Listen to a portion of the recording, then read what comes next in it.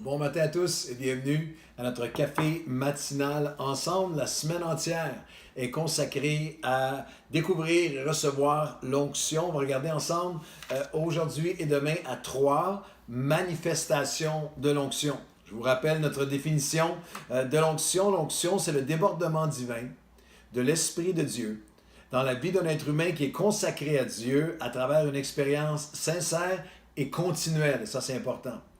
Continuelle, quotidienne, avec le Seigneur Jésus-Christ qui lui permet de vivre une abondance de vie spirituelle renouvelée, continuelle et renouvelée sont les mots importants. Un service chrétien surnaturel, un caractère chrétien véritable, une satisfaction et un bonheur authentique et le rend capable d'un impact éternel sur son entourage et sur le monde. Ça, c'est ce que l'onction rend possible. Et nous regardons aujourd'hui à cette notion de l'onction sainte, mais une onction qui doit être renouvelée, une onction fraîche.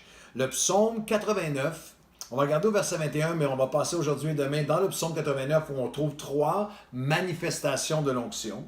Dans le psaume 89, au verset 21, nous lisons « J'ai trouvé David, mon serviteur, un homme selon le cœur de Dieu, et j'ai répandu sur lui une huile d'onction sainte. » Il y a sans aucun doute une référence ici littéralement à l'appel de David. Vous vous souviendrez qu'alors que Saül a chuté, et Dieu dit à Samuel, arrête de pleurer, remplis ta corne d'huile d'onction, tu vas aller oindre quelqu'un, tu vas aller placer, représenter l'onction de Dieu qui va être sur celui que j'ai choisi pour être le prochain roi. Et alors que tous les fils d'Isaïe passent devant Samuel, celui qui est oublié, celui qui est au désert, celui qui est fidèle, celui qui est avec les brebis est appelé. Et lorsque Samuel prophétise sur lui, répand une corne d'huile physique, d'onction sur lui, une parole prophétique, voici celui que j'ai choisi, parce que les hommes regardent à l'apparence extérieure, moi je regarde donc à son cœur. J'ai trouvé le berger pour Israël. C'est un moment d'onction royale. Il y aura un 14 ans entre le moment, peut-être à l'âge de 16 ans à peu près, où David a cette onction, et à l'âge de 30 ans où il devient roi. Il y aura tout un cheminement, mais il y a cette onction. David était l'homme selon le cœur de Dieu qui a reçu l'onction royale, et elle est appelée une onction sainte. C'est l'appel à être séparé, à être mis à part pour l'appel de Dieu. Mais il y a tellement un besoin, là c'est notre deuxième référence, dans le psaume 92 et au verset 11. Tu renouvelles mes forces, tu me donnes la force du buffle. C'était la plus grande représentation de force qu'il pouvait imaginer à l'époque. Tu renouvelles mes forces, tu me donnes la force du buffle, alors que je suis arrosé d'une huile fraîche. L'onction, une huile sainte, et maintenant une huile fraîche. Et le mot hébreu, c'est littéralement renouvelé. C'est une huile c'est une huile d'onction qui était renouvelée. Et la pensée est celle-ci. Pour que l'huile d'onction sur notre vie demeure sainte, demeure dans la sainteté, une vie qui est consacrée à Dieu, qui plaît à Dieu, qui est obéissante à Dieu, elle doit être renouvelée. Parce que David, l'homme selon le cœur de Dieu, dans une saison de sa vie, a cessé de poursuivre l'onction sainte.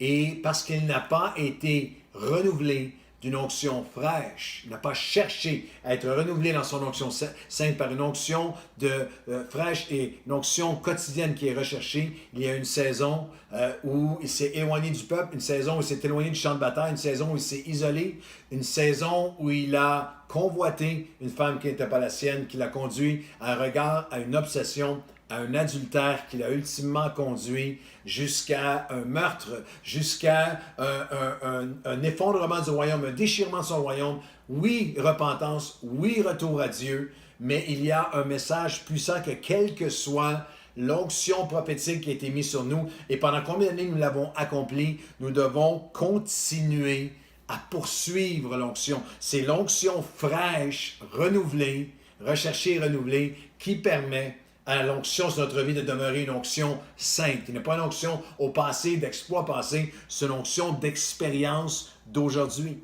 Et dans le psaume 89 que nous allons regarder ensemble aujourd'hui et demain, où nous retrouvons cette pensée, j'ai trouvé un homme, David, un homme selon mon cœur, j'ai répandu sur lui une onction sainte, il y a trois manifestations ou trois déclencheurs d'onction, trois manifestations de l'onction. On va regarder à ces trois manifestations aujourd'hui et demain. Nous allons voir ensemble que l'onction devient réelle lorsque nous répondons à l'appel.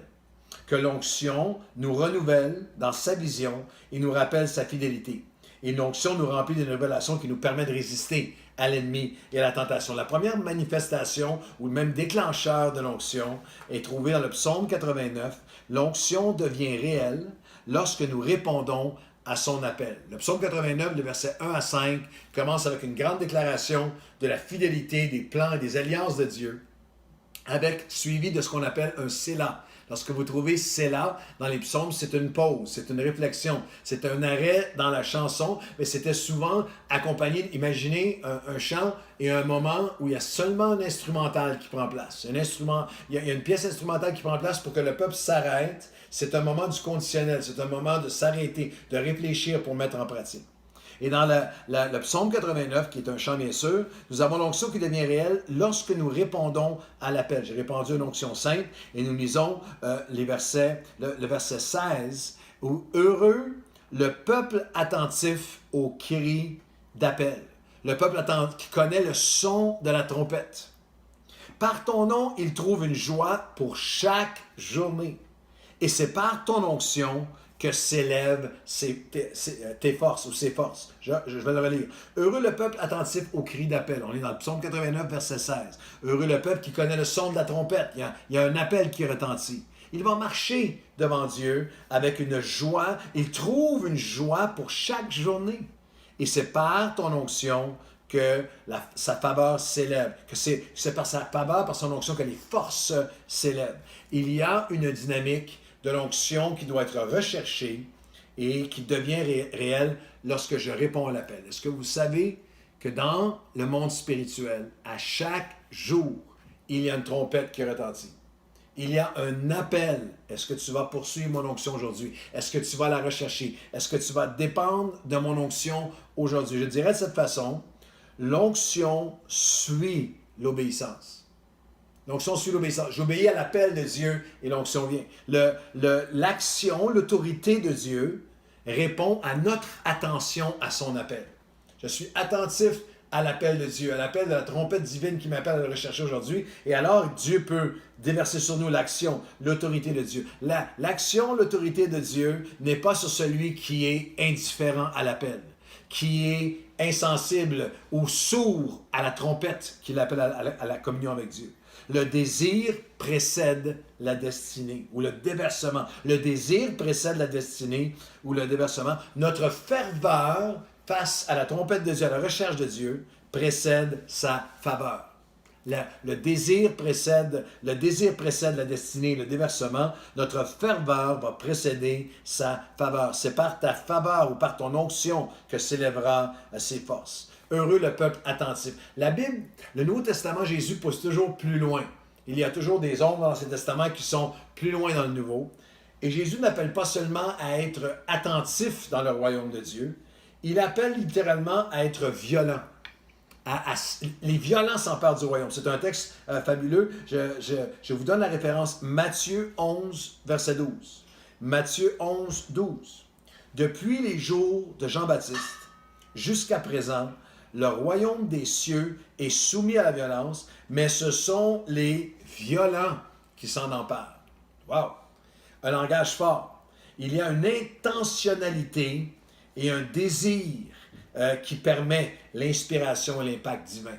Il y a une attitude de cœur. C'est les violents qui s'en emparent. Pour ceux d'entre vous qui aiment l'étude des mots, lorsqu'on va retrouver dans Matthieu 11, 12, ce sont les violents qui s'en emparent. C'est biazo.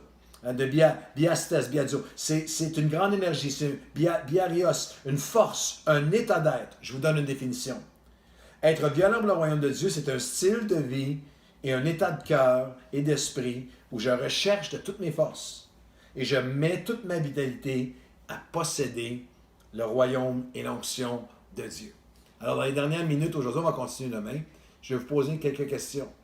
Je nous les pose à nous tous. Est-ce que je suis attentif aux cris d'appel? Est-ce que je suis attentif ou est-ce que je suis devenu indolent? Est-ce que je suis devenu un peu sourd, un peu indifférent, un peu endurci à la trompette de Dieu qui m'appelle à rechercher son onction aujourd'hui? Est-ce que je vais aller un petit peu plus loin, est-ce que je peux être défini comme quelqu'un qui poursuit avec violence, avec intensité, un style de vie, un état de cœur ou d'esprit où je recherche de toutes mes forces le royaume de Dieu?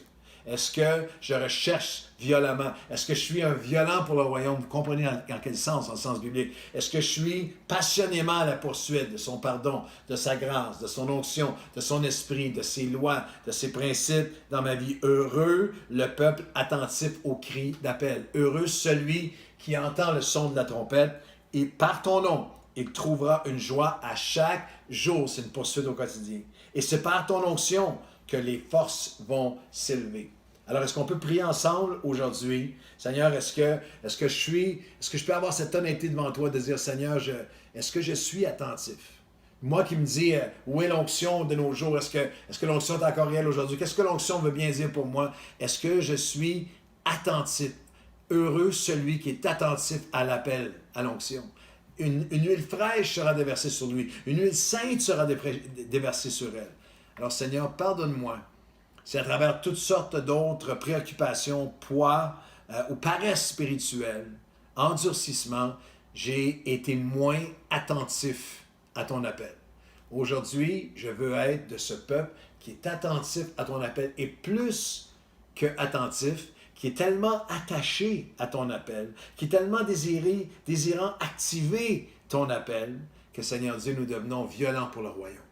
Le royaume de Dieu, c'est les violents qui s'en emparent, les violents spirituels qui poursuivent avec passion cette onction-là. Aujourd'hui, nous prions pour que l'huile sainte puisse être renouvelée sur nous par une huile fraîche qu'on va aller chercher à chaque jour. C'est là que la force du buffle, la faveur de Dieu le relèvera, l'élèvera par sa force. Aujourd'hui, nous entendons l'appel. Nous répondons à l'appel, nous te demandons, viens répandre sur nous une huile fraîche dans le nom de Jésus.